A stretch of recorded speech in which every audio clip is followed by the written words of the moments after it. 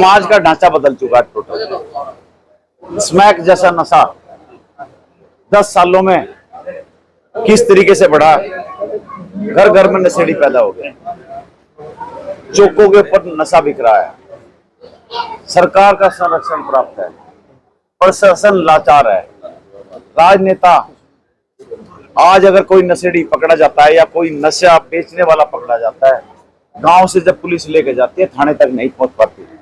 इतना दबाव ऑफिसर्स के ऊपर आता है, उनको रास्ते में छोड़ना पड़ता है। इसलिए आज उनकी इतनी जरूरत होगी कि वो नशेड़ी, उनको तो पता ही नहीं वो किस दुनिया में जी रहे हैं।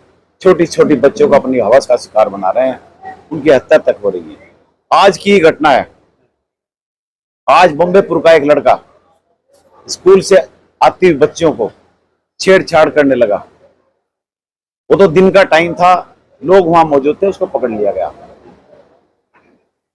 और ये शर्मनाक है, इस सभ्य समाज में ये नहीं होना चाहिए।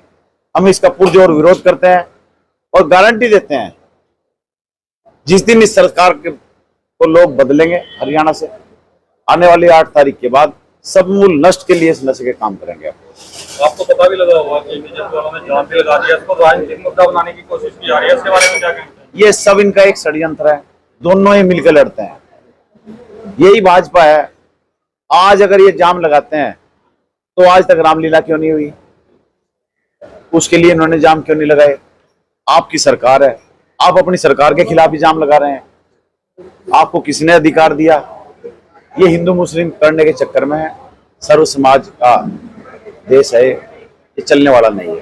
कहीं ना कहीं एक शगुफा ये भी छोड़ा गया कि जैसे वो विशेष समुदाय से हैं लड़के, तो बीजेपी जो है हिंदुत्व का भी नारा दे रही है और कह रही है कि अभी तो अपने बने भी नहीं है और उससे पहले ही इस तरह की वारदातें होने लगी हैं। इस पर क्या कहते हैं? नहीं, वो तो पहले ही है। देखो, मैं बिल्कुल इस बात से आपकी बिल्कुल सहमत हूँ। चारों तरफ अभी से धमकाया जाना शुरू हो चुका है। अभी तो चुनाव भी नहीं हुआ, एक विशेष समाज के लोग अभी से ऐसी घटनाओं पर अगर आ रहे हैं तो ये निंदनीय है, गलत है। सर्व समाज का देश है, सभी को जीने का अधिकार है। सबको जैसी ये घटनाएं हो रही हैं ये नहीं होनी चाहिए।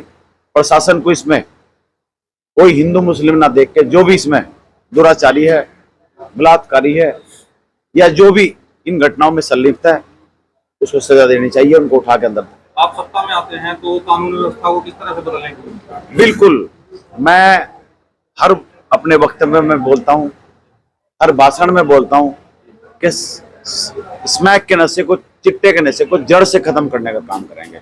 प्रशासन के ऊपर दबाव बनाएंगे, प्रशासन नहीं मानेगा, धरने प्रदर्शन करेंगे, नशेड़ियों को उठवाएंगे, जो उनकी जहां सही जगह उनको वहां बेचेंगे।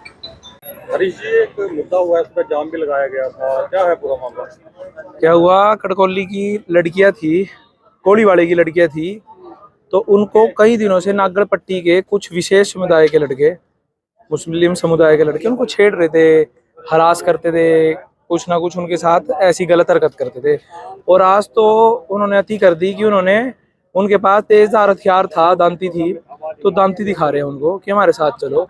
तो उनकी जब हमको पता चला तो सब के सब थाने में पहुंचे और प्रशासन को बोला कि अल्टीमेट दे रहे हैं आपको, अल्टीमेटम की अगर आप लोग 15 से 20 मिनट में FIR दर्ज नहीं करोगे और इनके खिलाफ कार्रवाई नहीं होगी तो इनका इलाज पब्लिक खुद करेगी, खुद कानून अपने हाथ में लेगी। लेकिन DSP यहाँ तुरंत पहुंचे और उन्हें तुरंत कार्रवाई करी, तुरंत FIR, और उन पे पोस्को के तहत भी मामला दर्ज किया गया है, अलग अलग धाराएं लगी है। तो ऐसा यहाँ मामला हुआ है।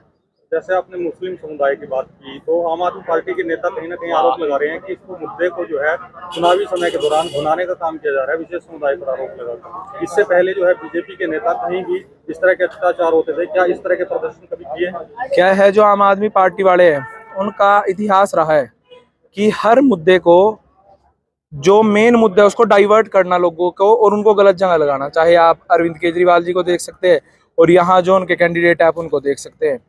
तो ये सब उनकी मनगढ़ंत कहानी है। नए नए वो मुद्दे लेके आते हैं, ऐसी बात बोलते हैं जिसका कोई सिर और पैर नहीं है, और इसीलिए उनको जनाधार नहीं मिल रहा। लोग उनके पास नहीं आ रहे, लोग उनके पास समस्या सुनने नहीं आ रहे।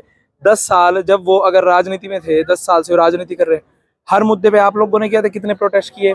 भारतीय जनता पार्टी के युवा, और यहाँ एक युवा संगठन हिंदू युवा संगठन जो खिदराबाद में चलता है, उन सब लड़कों ने एज अ न्यूट्रल आके वहां प्रोटेस्ट किया। वहां किसी पार्टी के नाम से प्रोटेस्ट नहीं हुआ, वहां डायरेक्ट एज अ पूरे के पूरे प्रताप नगर के नाम से प्रोटेस्ट हुए। तो हिंदू मुस्लिम बनाकर इसको मुद्दे को कांग्रेस को घेरने की कोशिश की जा रही है। हिंदू मुस्लिम ये मुद्दा कोई नहीं बन रहा है, सच्चाई बताने की कोशिश कर रहे हैं।